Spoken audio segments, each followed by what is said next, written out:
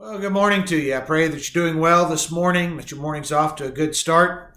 It's been quite a while since I've done a jabbering last spring, but we're going to try to get those going again, get kind of back in a routine.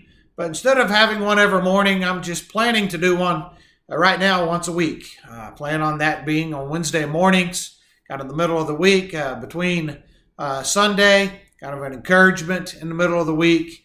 And I look forward to the opportunity to do that. And I pray that works, and that's something that works well with you, and that's something that will work well with me.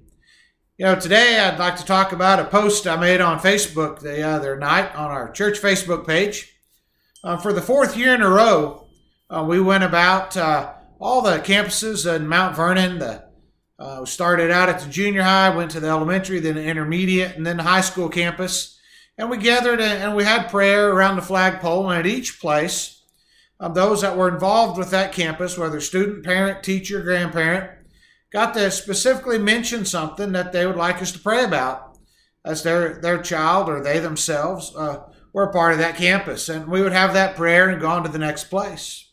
As I mentioned, it was our fourth year to do this, and first 3 years, or probably anybody that realized we were even doing it. And someone had taken some pictures this time, and I thought, well, I'll just put those up on Facebook.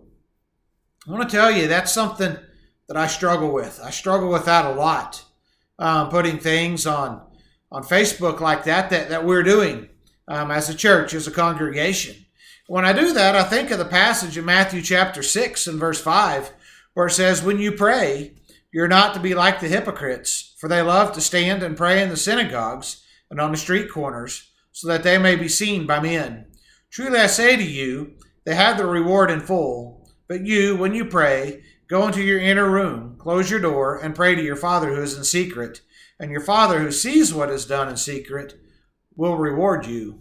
I always think about that passage. I oftentimes feel like when I put things on Facebook, I don't want to be tooting my own horn. I don't want to be bragging, hey, look at us, see what we're doing.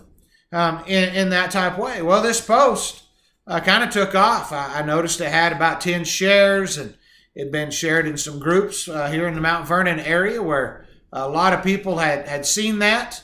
A lot of people liked it. Several commented on it. So I struggle with that. I struggled with that a little bit more, and I think of this passage in Matthew chapter 6. But the other side of that coin is there's another passage that I think about in Matthew chapter 5.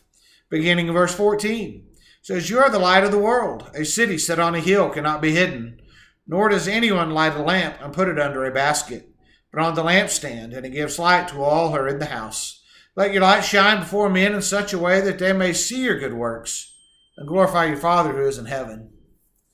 You see, that's another side.